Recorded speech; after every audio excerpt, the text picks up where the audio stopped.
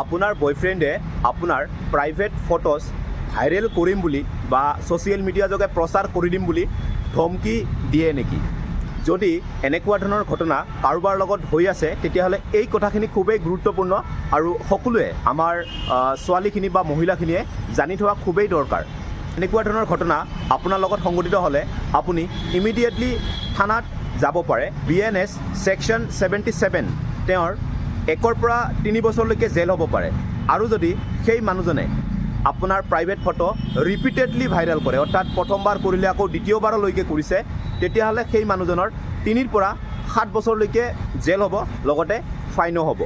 আকৌ BNS section 79 সেই ধাৰামতে সেই মানুহজনৰ 3 বছৰ জেল হ'ব।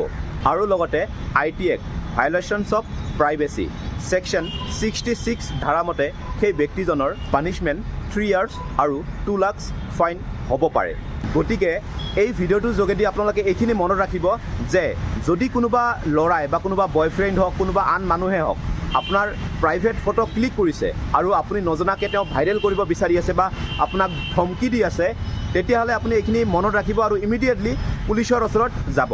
আৰু যদি আপুনি ভাবে যে মোৰ লগত যিটো ঘটনা হৈছে সেইটো ঘটনালৈ যদি মই পুলিচ থানাত যাওঁ মোকতো সকলোৱে গম পাব বা মোৰ প্ৰাইভেচিৰ কথাটো সকলোৱে গম পাব, তেতিয়াহ'লে মই আৰু এটা ভিডিঅ' ইয়াৰ পিছতে এৰি দিম।